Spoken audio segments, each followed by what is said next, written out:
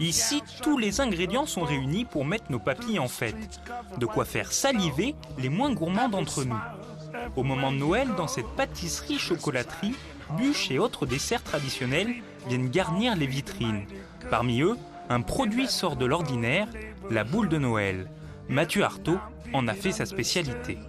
La boule de Noël, bon, déjà pour être dans le thème et puis pour changer un petit peu de la bûche, et voilà, faire un dessert qui pourrait être un petit peu original, pas trop vu, et puis voilà, avoir des textures différentes, avoir voilà, un visuel aussi différent.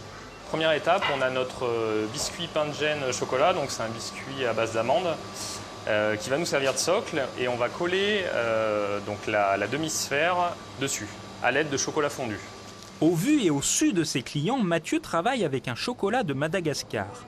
À l'aide d'une poche à douille, il remplit la demi-sphère d'une mousse au chocolat façon grand-mère.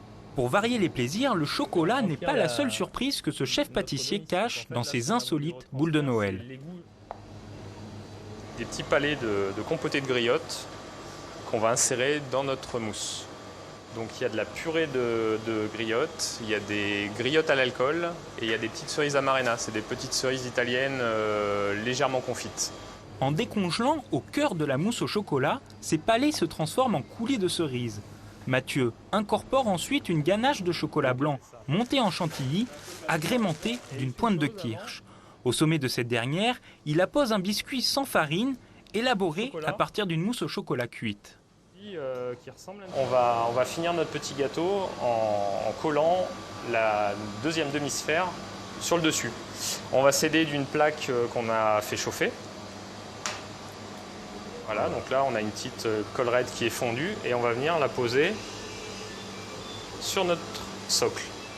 Et voilà, cette étape-là est finie.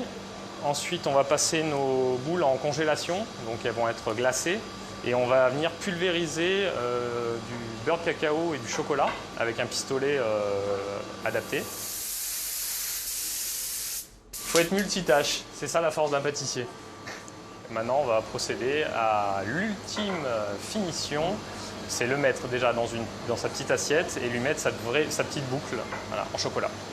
Un dessert original qui rencontre un franc succès. C'est la deuxième année que Mathieu propose ses boules de Noël. Au vu des carnets de commandes du pâtissier, il semblerait qu'elles aient d'ores et déjà trouvé leur place sur les tables du réveillon, au même titre que les bûches et autres desserts de Noël.